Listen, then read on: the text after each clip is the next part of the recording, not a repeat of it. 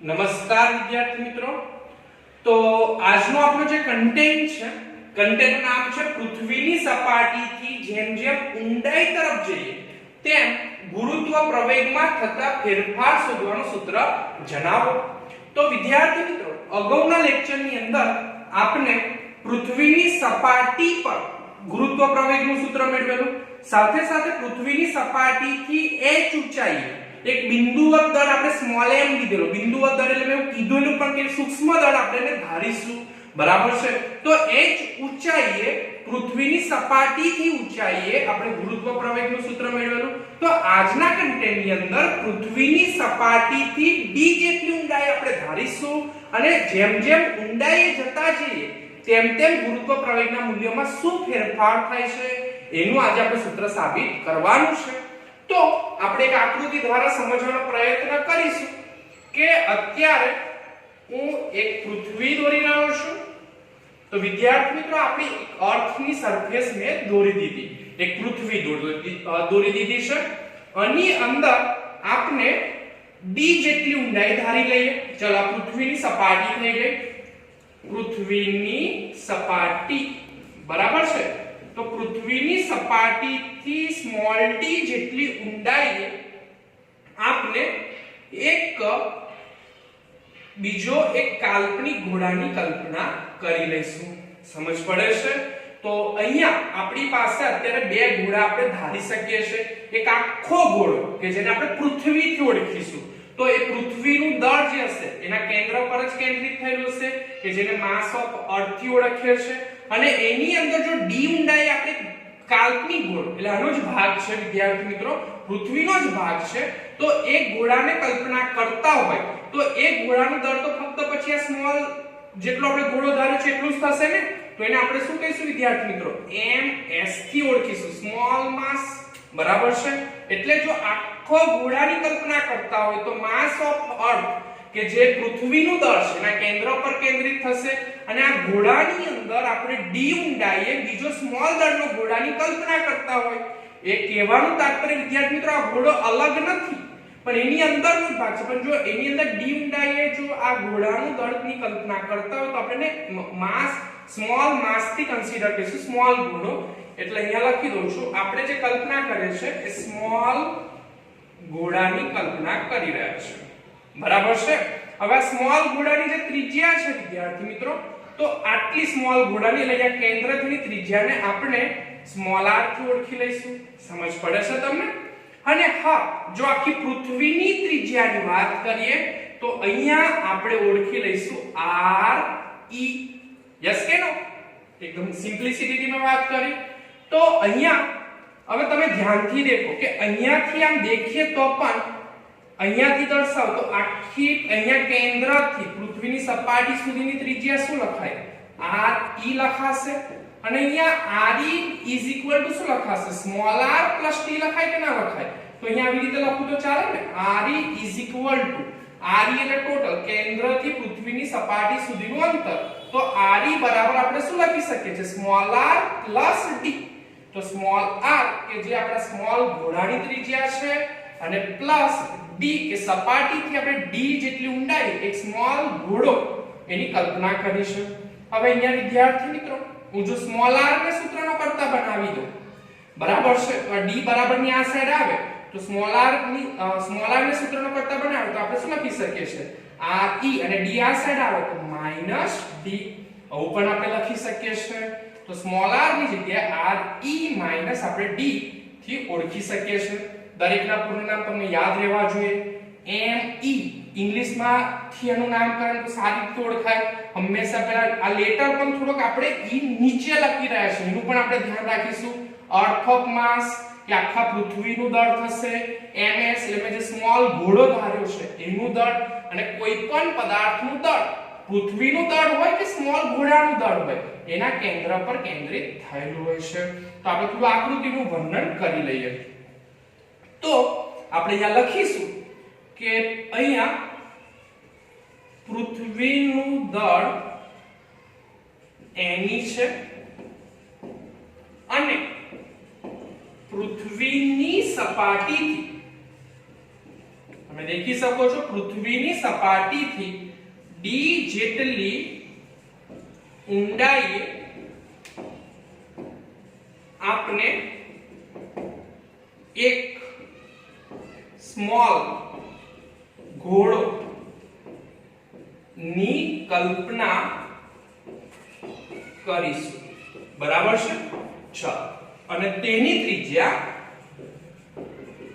જે દોર્યું છે એ જ લખવાનું છે અને તેની ત્રિજ્યા કેટલી થશે સ્મોલ r છે અને સ્મોલ ઘોડાનું દળ સ્મોલ ઘોડાનું દળ ms જેટલું છે હવે આપણે ધારીએ આગળ કે જે સ્મોલ ઘોડો છે વિદ્યાર્થી મિત્રો તો સ્મોલ ઘોડાની જે સપાટી છે એ સપાટી પર આપણે એક બિંદુવત દળ સ્મોલ m મૂકી દઈએ બિંદુવત દળનો મતલબ શું થાય અતિમાં અતિ સૂક્ષ્મ દળ બરાબર છે તો બિંદુવત દળ એક સ્મોલ m મૂકી દઈએ છે તો અહીંયા લખીશ પણ ખરો કે સ્મોલ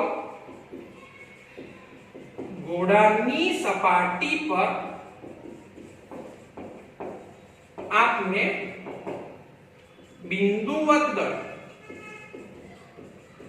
स्मॉल m રાખેલું છે તો વિદ્યાર્થી મિત્રો આ આપણી થઈ ગઈ આકૃતિનું વર્ણન સમજ પડે છે ને તમને આકૃતિ સમજ પડશે તો સૂત્ર તોડે ખૂબ જ સરસ રીતે સાબિત થઈ જશે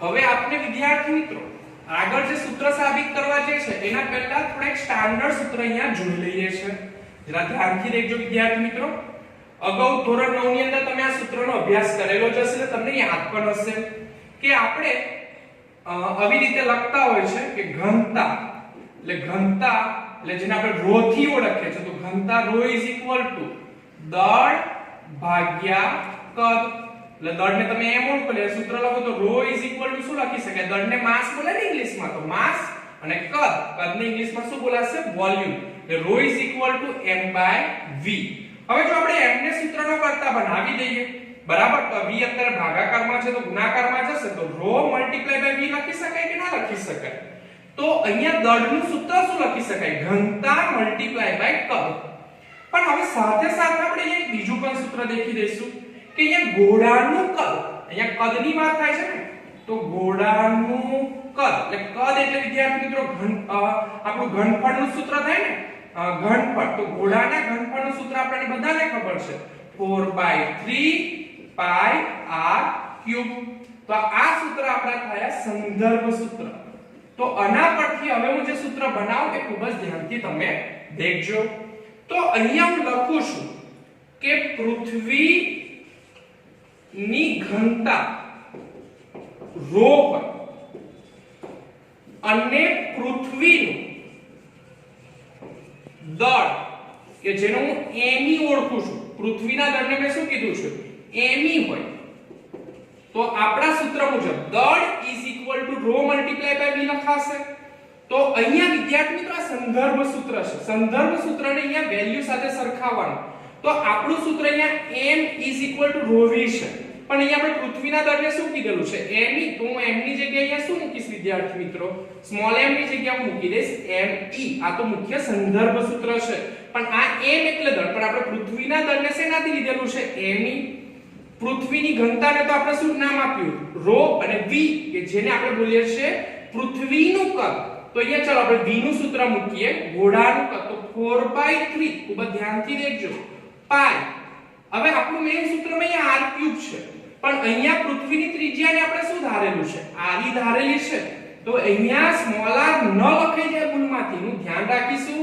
મુખ્ય સૂત્ર અહીંયા v નું સૂત્ર શું છે વિદ્યાર્થી મિત્રો એટલે અહીંયા હું રો પાછળ લખી દઉં તો અહીંયા v જે છે તો એની જગ્યાએ લખીશું 4/3 પાઈ આપણે ઉતાવળમાં સ્મોલ r ક્યુબ લખી દઈશું પણ અહીંયા આપણે જે પૃથ્વી લીધી છે એની ત્રિજ્યાને આપણે અહીંયા r ધારી છે તો અહીંયા સ્મોલ r ની જગ્યાએ આપણે અહીંયા r નો ક્યુબ મૂકી દઈશું બરાબર છે અને મલ્ટીપ્લાય બાય આ રો અહીંયાથી ઉતારીશું તો અહીંયા આપણે સમીકરણ નંબર અને 1 આપી દઈએ છે હવે પૃથ્વીની ઘનતાની વાત થઈ હવે આગળ આપણે વાત કરીએ તો આપણે અહીંયા સ્મોલ ઘોડાની પણ કલ્પના કરી છે તો એની પણ વાત કરે કે સ્મોલ ઘોડાની ઘનતા વિદ્યાર્થી મિત્રો પૃથ્વી અને ગોળાની ઘનતા બદલાય નહીં તો સમાન જ રહેશે ને અહીંયા પણ એની ઘનતાને રોજ હોય અને સ્મોલ ઘોડાનું દળ તો જે સ્મોલ ઘોડો છે જેને આપણે ms હોય બરાબર છે તો આપણે કારણ કે સ્મોલ ઘોડાને શેનાથી ઓળખ્યો છે ms થી ઓળખ્યો છે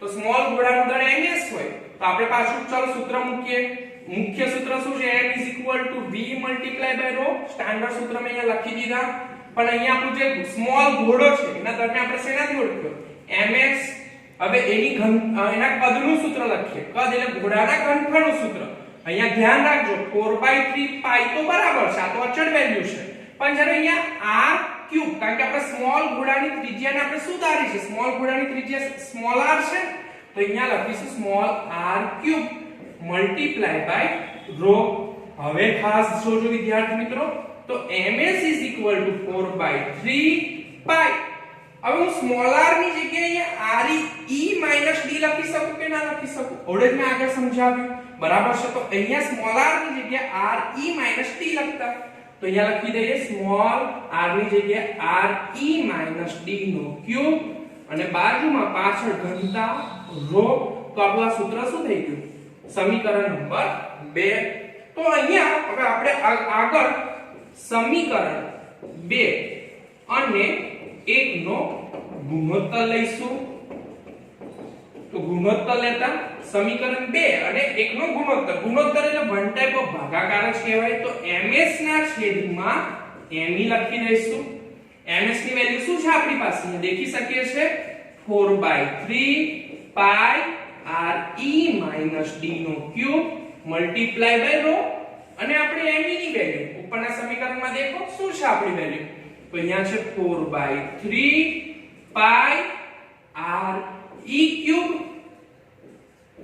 × ρ તો શું ઉડ્યા છે દેખો 4/3 ગયા 4/3 ગયા પાઈ ગયા ρ કેન્સલ આઉટ તો અહીંયા વધ્યું શું આપણે તો અહીંયા તમે દેખશો કે આપણા સૂત્રની અંદર આપણે શું લખી શકીએ છીએ ms એના છેદમાં me ઉપર શું વધ્યું re - d એનો હોલ ક્યુબ તો re - d એનો હોલ ક્યુબ અને છેદમાં શું વધે છે વિદ્યાર્થી મિત્રો re નો ક્યુબ હવે અહીં આપણે ms ના સૂત્રનો કરતા બનાવી દઈએ તો આવી રીતે લખી શકાય છે ms તો me ઉપર જશે તો me re - d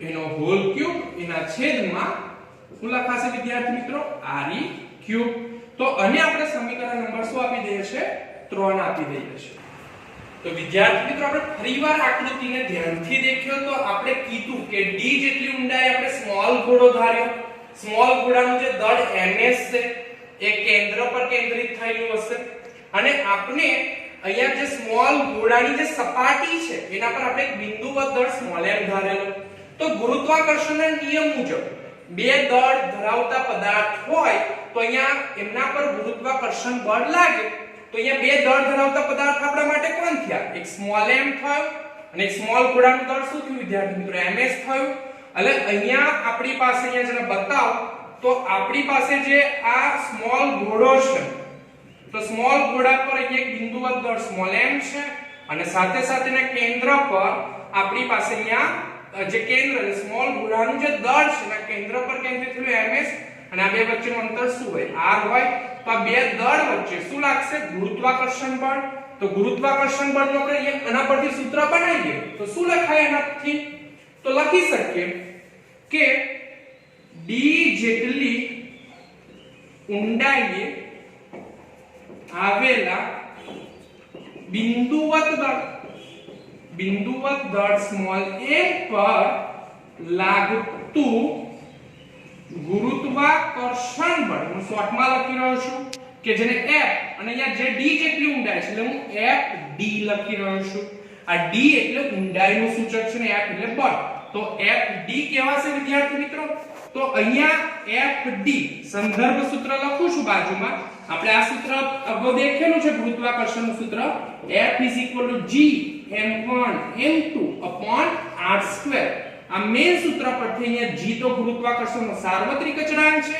આ m1 અને m2 એ બે દળના નામ છે, પણ આપણા કેસની અંદર બે દળના નામ શું છે? સ્મોલ m અને ms છે. તો અહીંયા આપણે શું લખીશું વિદ્યાર્થી મિત્રો? અહીંયા લખીશું આપણે કે સ્મોલ m અને ms અને બે વચ્ચેનું અંતર કેટલું છે? આપણે અહીંયા સ્મોલ r જ લીધેલું છે, તો અહીંયા લખીશું સ્મોલ r નો વર્ગ. પણ અગાઉ વાત કરી રીતે કે g small m ms small r ની જગ્યાએ હું શું લખી શકું છું? સ્મોલ r ની જગ્યાએ આપણે શું લખી શકીએ છીએ? આની ત્રિજ્યા r હોય તો અગાઉ મેં વાત કરી કે r સ્મોલ r એટલે ટોટલ પૃથ્વીની ત્રિજ્યા r થઈ. તો r સ્મોલ r d નો સરવાળો થાય કે ના થાય? તો સ્મોલ r ને સૂત્રમાં કરતા બનાવી દઈએ તો d બરાબર ની આ સાઈડ r d. તો સ્મોલ r ની જગ્યાએ આપણે શું મૂકીશું? re d નો સ્ક્વેર. તો અને આપણે સમીકરણ નંબર આપી દઈશું 4. ખૂબ જ ધ્યાનથી લેજો વિદ્યાર્થી મિત્રો. હવે સમીકરણ 3 કે જે સમીકરણ 4 આ જે દેખાય છે એમાં સમીકરણ 3 ની કિંમત મૂકતા, એટલે સમીકરણ 3 ની કિંમત 4 માં મૂકવાની છે. તો સમીકરણ 3 માં આપણે ms નું સૂત્ર બનાવી લાય. તો જે ms ની કિંમત છે આખું me re d whole cube upon re cube છે. તો આ વેલ્યુ આપણે ms ની જગ્યાએ અહીંયા મૂકવા જઈ રહ્યા છે. તો fd એટલે આપણે અહીંયા સાઈડ પર કરી લે g small m upon re d નો સ્ક્વેર. હવે જે આપણે ms વધ્યું તો આપણે ms ની જગ્યાએ સમીકરણ 3 ની વેલ્યુ મૂકીશું. સમીકરણ 3 ની વેલ્યુ શું છે આપણી પાસે? me re d નો હોલ ક્યુબ અપોન re નો ક્યુબ. ચાલો શું કેન્સલ આઉટ થાય છે? તો દેખાય છે re d નો હોલ સ્ક્વેર છે અને અહીંયા ક્યુબ છે. તો અહીંયાથી 3 માં 3 છે તો અહીંયાથી 2 કટ થઈ જશે. તો સાથે સાથે તો હવે વધશે શું? તો fd g તમે દેખી શકો છો small m me re d 3 માંથી 2 તો કટ થઈ ગયા, એક વધ્યો છેદમાં શું વધ્યું વિદ્યાર્થી મિત્રો? re નો ક્યુબ. બરાબર છે. તો અને આપણે સમીકરણ નંબર આપી રહ્યા છે 5. શું આપી રહ્યા છે? સમીકરણ નંબર 5. હવે આપણે દેખીશું કે d જેટલી ઊંડાઈએ ગુરુત્વ પ્રવેગ નું સૂત્ર તો શું લખી શકાશે? તો ધ્યાનથી દેખજો. એક સ્ટાન્ડર્ડ સૂત્ર લખી રહ્યો છું અહીંયા. સ્ટાન્ડર્ડ એટલે સંદર્ભ સૂત્રથી હું ઓળખતો હોઉં છું. તો સંદર્ભ સૂત્ર ન્યૂટનનો ગતિનો બીજો નિયમ બધાને ખબર છે કે F ma. બરાબર છે. હવે આપણે અહીંયા ગુરુત્વ પ્રવેગની વાત કરીએ તો આ એ આપણો જો F એટલે બળ, m એટલે માસ, ઇંગ્લિશ ગુજરાતીમાં આપણે દળ બોલતા હોય છે, ને a એટલે આપણો શું થયો? પ્રવેગ. તો એ આપણે અહીંયા ગુરુત્વ પ્રવેગથી ઓળખીશું. તો ગુરુત્વ પ્રવેગને આપણે શેનાથી ઓળખીશું? Small g. તો સૂત્રની અંદર જે જગ્યા મને a દેખાશે ત્યાં શું મૂકી દઈશ? g મૂકી દઈશ. તો F આપણે mg પણ લખી શકતા હોઈએ છે. હવે આગળ દેખીએ કે જો આપણે g ને સૂત્રનો કરતા બનાવી દઈએ તો m ગુણાકારના સંબંધમાં છે તો ક્યાં જતો રહે? ભાગાકારના સંબંધમાં. તો g શું લખાશે વિદ્યાર્થી મિત્રો? f ના છેદમાં m. બરાબર છે. આ સ્ટાન્ડર્ડ સૂત્ર થયું. હવે અહીંયા મારું ગુરુત્વ પ્રવેગનું સૂત્ર બનાવો તો g ગુરુત્વ પ્રવેગ એટલે જેને આપણે સ્મોલ g થી ઓળખતા હોય છે, અને આપણે d ઊંડાઈ તો આપણે બ્રેકેટમાં લખીશું gd આપણે સ્ટાન્ડર્ડ સૂત્રમાં g બરાબર fm લખી શકાય. તો અહીંયા હું f તો લખી રહ્યો છું પણ d જેટલી ઊંડાઈ છે એટલે fd અને છેદમાં સ્મોલ m. એટલે હું આ જે ફોર્મ્યુલા લખી રહ્યો છું આ સૂત્ર પરથી જ લખી રહ્યો છું, પણ આપણે d જેટલી ઊંડાઈની વાત થાય છે એટલે g ની બાજુમાં d અને f ની બાજુમાં d. જ્યારે સ્મોલ m તો આપણો બિંદુવત દર છે. તો આ સૂત્ર આપણું એને સમીકરણ નંબર આપી રહ્યો છું 6. હવે આપણે દેખીશું કે સમીકરણ 6 માં સમીકરણ 5 ની કિંમત મૂકતા તો તમે દેખશો કે જે GD છે આ સમીકરણ 5 ની અંદર આપણે FD નું મૂલ્ય મેળવ્યું. તો FD નું મૂલ્ય તમે દેખી શકો છો. શું લખ્યું છે? FD બરાબર g small m m e r e minus d upon r e cube. એટલે વિદ્યાર્થી મિત્રો આ આપણે fd નું મૂલ્ય મૂક્યું પણ અહીંયા m છેદમાં લખવાનું રહી ના જાય એટલે આપણે લખીશું 1 ના છેદમાં m બરાબર છે. તો આ fd ની વેલ્યુ મૂકાઈ ગઈ આખી અને જે છેદમાં m હતો મેં અહીંયા મૂકી દીધો. શું ઉડે છે દેખીએ તો mm કેન્સલ આઉટ થઈ ગયો. હવે શું વધ્યું તો gd gme upon re cube બરાબર છે અને અહીંયા ઉપર શું વધી રહ્યું છે re minus d દેખાય છે ને તમને. હવે અહીંયા re minus d છે. હવે વિદ્યાર્થી મિત્રો અહીંયા re ક્યુબ છે. હવે જો re ક્યુબ ની જગ્યાએ આવું લખી દો re નો સ્ક્વેર અને અહીંયા પછી ગુણાકારના સંબંધમાં બીજું એક re લખી દો કારણ કે re ની એક ઘાત તો હોય જ ને. તો ક્યુબ ના લખતા આવી રીતે હોય. હું એક્ઝામ્પલ આપું કે a ક્યુબ હોય તો એની જગ્યાએ આપણે એવું લખી દઈએ a square multiply by a લખી દઈએ તો શું વાંધો a ની એક ઘાત થાય. તમને બધાને ખબર છે કે આધાર સરખો તો ઘાતોનો સરવાળો એટલે 2 + 1 તો 2 + 1 3 થાય એટલે a ક્યુબ a ક્યુબ થાય. કહેવાનું તાત્પર્ય શું છે કે a ક્યુબ ની જગ્યાએ આપણે a square multiply by a લખીશું તો કોઈ ફેર પડે નહીં. હવે આવું લખવાનું મારું રીઝનિંગ શું છે તો તમે ધ્યાનથી દેખશો તો તમને ખબર પડશે કે તેના gme / re સ્ક્વેર છે. આ કોઈ સૂત્ર છે વિદ્યાર્થી મિત્રો. આ સૂત્ર અગાઉના લેક્ચરમાં આપણે સાબિત કરેલું. અહીંયા તમને ખબર પડશે કે પૃથ્વીની જ્યારે સપાટી પરનું આપણે ગુરુત્વ પ્રવેગ શોધેલું. પૃથ્વીની સપાટી પરનું ગુરુત્વ પ્રવેગનું સૂત્ર આપણે જ્યારે સ્મોલ g બરાબર સાબિત કરેલું gme / re નો સ્ક્વેર બરાબર છે. યાદ આવે છે તમને કઈ તો gme / re સ્ક્વેર. તો આપણે gme / re સ્ક્વેર ની જગ્યાએ હવે શું લખવાના છે સ્મોલ g. તો હું gd બરાબર આની જગ્યાએ શું લખી શકું છું સ્મોલ g લખી શકું છું અને બ્રેકેટમાં શું લખાશે આપણાથી re - d બરાબર છે અને છેદમાં re લખીશું. હવે આ સૂત્ર તો બની જ ગયું કહેવાય આપણું. પણ થોડું વધારે ફેરફાર કરવો હોય તો g તો રાખું છું. આ બ્રેકેટ ની અંદરથી મને ખબર પડે કે re કોમન નથી નીકળતો છતાં પણ જો હું re ને બહાર કાઢવાનો પ્રયત્ન કરું તો re અહીંયાથી બહાર નીકળે તો અંદર 1 વધશે. આ d પાસે re છે ને તો એના છેદમાં re લખી દઈશું. તો આવું લખવાથી આપણું મેઈન વેલ્યુ બદલાતી નથી. કહેવાનું તાત્પર્ય કે જેની પાસે ઘટક ન હોય અને જો એને બહાર આપણે સામાન્ય કાઢતા હોય તો એ ઘટકના છેદમાં આપણે એ વેલ્યુ ભાગવી પડે. તો 1 - d / re અને અહીંયા છેદમાં જે મુખ્ય re છે તો re છે. તો અહીંયા ઉપર નીચે re કેન્સલ આઉટ. તો આપણું મુખ્ય સૂત્ર શું બન્યું તો gd = g બ્રેકેટમાં 1 - d / re બરાબર છે. તો આ સૂત્ર પરથી આપણને શું માહિતી મળે છે તો પૃથ્વીની ઊંડાઈ જેમ જેમ d જેટલી ઊંડાઈ આપણે ધારો કે જતા હોય આપણને અહીંયા ગુરુત્વ પ્રવેગનું મૂલ્ય ખબર હોય કારણ કે આ g સ્મોલ g છે. આ સ્મોલ g એ પૃથ્વીની સપાટીનું ગુરુત્વ પ્રવેગ છે.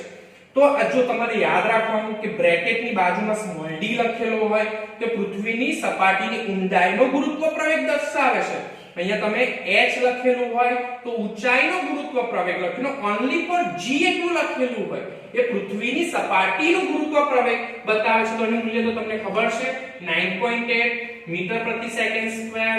d એટલે કે તમને જો ઊંડાઈની માહિતી હોય ને તમને આ રીતે જેની વેલ્યુ 6400 કિલોમીટર છે વિદ્યાર્થી મિત્રો તો તમને જે તે ઊંડાઈનું ગુરુત્વ પ્રવેગનું સૂત્ર મળી જશે. તો આ સાથે વિદ્યાર્થી મિત્રો આપણે gd બરાબર શું સૂત્ર મળ્યું g1 - d / re. તો આપણું થઈ ગયું પૃથ્વીની સપાટીથી d જેટલી ઊંડાઈ ગુરુત્વ પ્રવેગ મેળવવાનું સૂત્ર. તો વિદ્યાર્થી મિત્રો આ સાથે આજનો આપણો લેક્ચર અહીંયા પૂરો થાય છે. નમસ્કાર, જય હિન્દ, જય ભારત.